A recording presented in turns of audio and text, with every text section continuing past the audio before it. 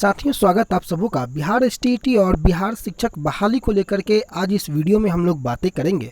और प्रमुखता से जो मुद्दा होगा वो बिहार एसटीईटी को लेकर के होगा। जिस प्रकार से विगत कुछ दिनों से बिहार शिक्षक बहाली को लेकर के जो खबरों की रफ्तार है वो गति पकड़े हुए है। बिहार सरकार पूरे मूड में है और बिहार एसटीईटी को लेकर के जिस प्रकार से छठे और सातवें चरण को लेकर के अभ्यर्थियों के मन में अब स्थिति उहापोह की है। ऐसा क्यों हुआ? बिहार के शिक्षा मंत्री के माध्यम से आज जो बयान दिया गया छठे चरण और सातवें चरण को लेकर के, परिस्थितियां बिल्कुल अब जो है स्थिति पहले से विपरीत बनती जा रही हैं। क्या यह पॉसिबल है? इस संभवतः जो बनती हुई स्थिति जो दिख रही है, ऐसी स्थितियों के पीछे का कारण क्या है और इसके पीछे की मंशा और ऐसी स्थिति बनने की जो वजह है, उस वजह के पीछे बहुत बड़ा एक षड्यंत्र कह सकते हैं इसको, कि बहाली को किस प्रकार से रोका जाए, बहाली को किस प्रकार से लटकाया जाए। क्या यह है? कई अभ्यर्थियों के मन में यह सवाल है कि क्या बहाली को लटकाने के लिए, बहाली को टरकाने के लिए इन सभी बातों का प्रयोग किया जाता है। बिहार में एसटीईटी 2019 की जब वैकेंसी आई थी, नोटिफिकेशन जब निकला था, तब बिहार विद्यालय परीक्षा समिति के जो अध्यक्ष हैं उनके माध्यम से एक प्रेस कॉन्फ्रेंस किया गया था।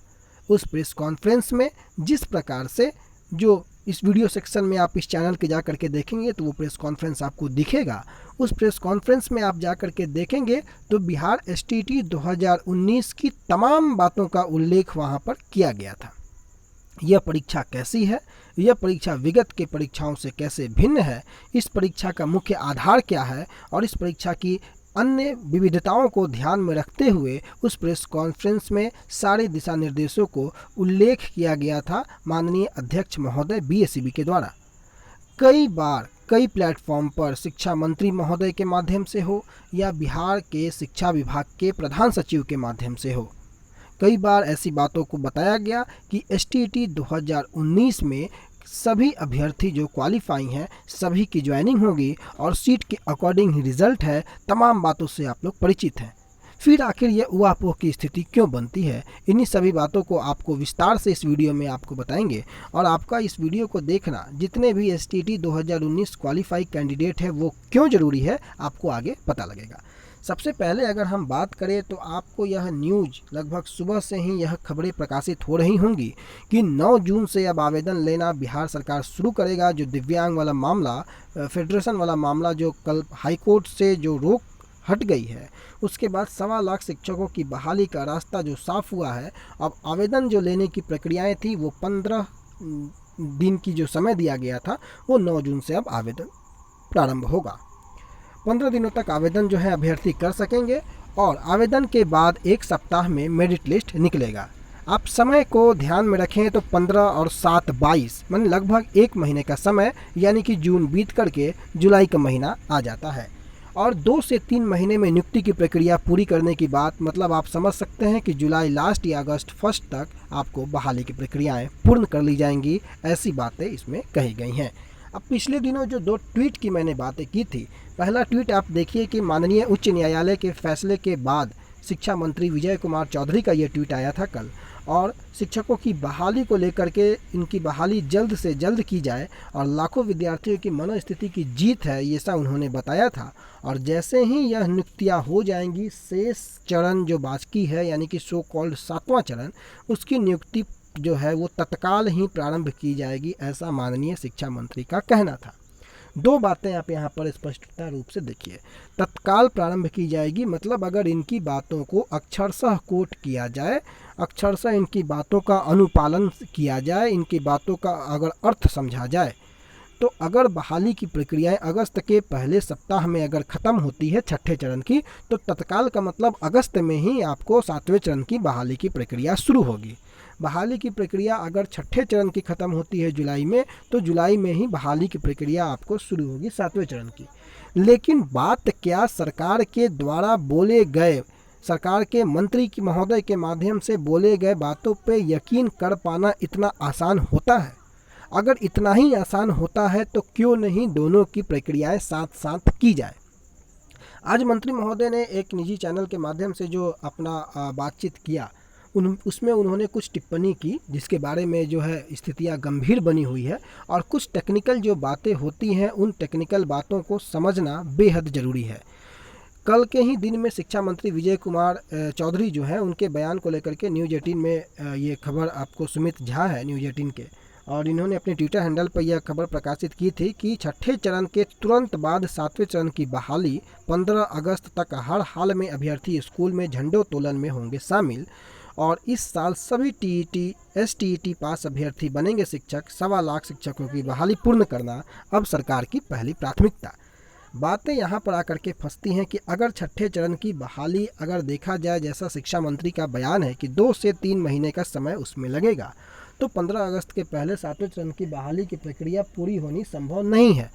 और ऐसी परिस्थितियों के बाद आज शिक्षा मंत्री का बयान कि छठे चरण में शेष बचे हुए अभ्यर्थियों का जो भी शेष जो लोग बच जाएंगे, जो मेरिट में नहीं आ पाएंगे, उनकी नियुक्ति 7वें चरण में, यानी कि 7वें चरण के जो लोग सो कॉल्ड एसटीटी 2019 के पास अभ्यर्थी हैं, उनके साथ उनकी नियुक्ति जो है वो होगी। अब बात यहाँ आकर के फंसता है कि जब सीट के बराबर रिजल्ट है, सारी परिस्थितियाँ भिन्न है छठे चरण और 7वें चरण में। छठा चरण में आपको उत्तीर्णता का प्रतिशत अलग था, 7वें चरण में उत्तीर्णता का प्रतिशत अलग है। इस पर डिटेल डिस्कशन होंगी आगे, लेकिन यह बातें क्यों कि छठे चरण वाले अभ्यर्थियों को जो है वो 7वें चरण में मौका मिलेगा।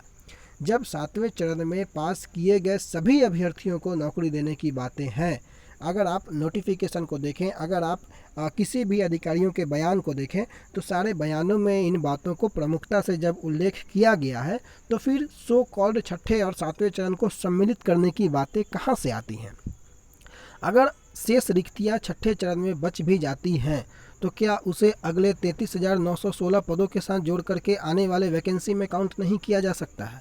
आखिर वो कौन से अभ्यर्थी होंगे जिनको 7वें चरण में छठे चरण वाले अभ्यर्थियों को मौका देने की बातें अगर हो रही हैं, तो 7वें चरण के अभ्यर्थी जो पास हैं उनका क्या होगा अगर सीट के अकॉर्डिंग रिजल्ट होता है। तो इन सभी बातों को स्पष्टता के साथ अभी तक सरकार के माध्यम से या सरकार के जो ऑफिशियल्स हैं उनके माध्यम से पूर्ण रूप से स्पष्ट नहीं किया गया है।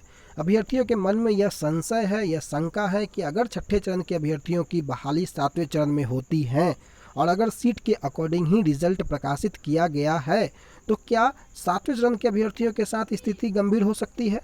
मामला यहीं पर आकर के नहीं रुकता है। अगर आप टेक्निकलिटी में जाइएगा, आप नोटिफिकेशन में जाइएगा, आप प्रेस कॉन्फ्रेंस में जाइएगा, तो जब नोटिफिकेशन और प्रेस कॉन्फ्रेंस शिक्षा मंत्री के बयान पूर्व में कई अखबारों के माध्यम से हो या कई प्रकार की जो आपको ऑफिशियल खबरें हैं उनसे अगर रूबरू करवा दिया जाए, तो कई जगहों पर यह बातें स्पष्टता के साथ आपको दिख जाएंगी कि 7वें चरण की जो बहाली की प्रक्रिया है वो बिल्कुल अलग है।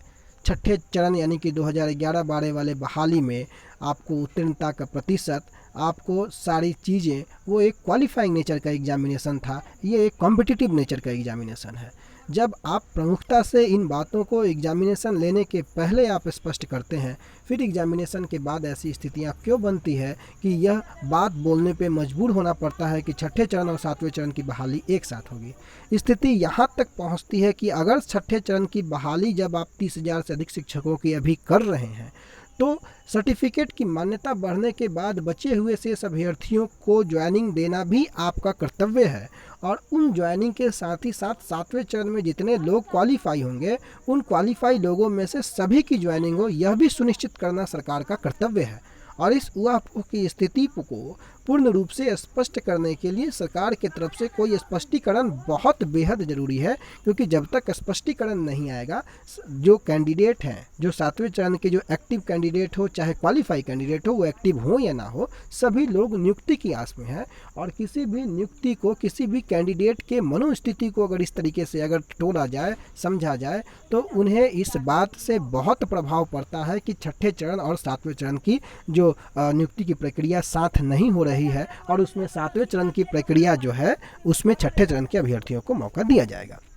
बात यहाँ तक नहीं रुकती है, बात यहाँ पे आकर के भी फंसती है कि अगर छठे चरण में जिस प्रकार से जो लोग अभ्यर्थी हैं उन्हें अगर मेरिट में वो लोग नहीं आते हैं और सातवें चरण में उन्हें मौका मिलता है, तो सातवां चरण और छठा चरण दोनों साथ साथ ही क्यों नहीं शुरू किया जाता है, दोनों की सीटों को मिला करके, और जितने लोग क्वालिफाई हैं सातवें चरण में उनकी तो बहाली आपको करनी ही है। और अगर सीट के अकॉर्डिंग क्वालिफाई है तो फिर आप छठे चरण की बहाली कहाँ से कर पाएंगे? उस सीटों में सरकार को सीट ऐड करनी होगी। ऐसी भी संभावना हो सकती है कि सरकार सीट ऐड करके करे, लेकिन इसकी तो जब तक वस्तु स्थिति स्पष्ट नहीं होगी तब तक इस पर कुछ भी बोल पाना बड़ा मुश्किल है। अब सरकार के और विद्यार्थियों के मन में, दोनों के मन में यह सवाल जरूर उत्पन्न होना चाहिए कि जब तक सीट ऐड नहीं होगा तब तक छठे चरण की बातें कहाँ से आती हैं। और आप विद्यार्थी जो हैं बिल्कुल इस चीज़ों को लेकर के परेशान नहीं होंगे, क्योंकि सातवां चरण, सो कॉल्ड सातवां चरण, STT 2019 की परीक्षा ऑनलाइन हुई है, सारी प्रक्रियाएं ऑनलाइन है, सेंट्रलाइज मोड में इसकी सारी बहाली की प्रक्रिया होनी है। और सारी चीज़ों को स्पष्टता के साथ मैंने आपको बताया कि नोटिफिकेशन में हो चाहे आपको प्रेस कॉन्फ्रेंस में हो, इतनी आसानी से गंभीरता को समझना चाहिए बातों को, और कुछ भी बोल देने से आप उस चीज़ों को, आप टेक्निकलिटी को समझिए।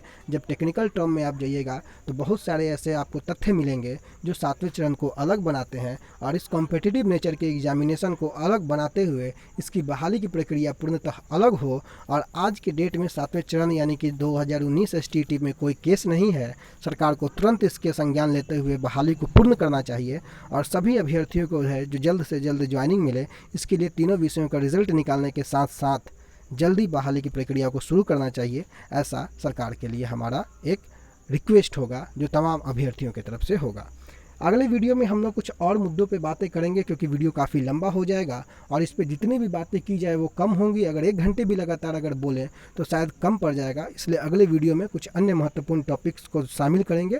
और आप लोग को बिल्कुल परेशान नहीं होना है, सातवें चरण के सभी अभ्यर्थियों को जो है वो बहाली होगी। अगर बहाली में किसी प्रकार की प्रॉब्लम होती है तो हम सभी एक हैं, और एकता के साथ अपनी बातों को लेकर के जहां तक संभव हो पाएगा लोकतांत्रिक तरीके से अपनी बातों को हर संभव प्रयास करके अपनी बहाली के लिए जी जान एक कर देंगे। इतना आपको उम्मीद दिलाते हैं। धन्यवाद।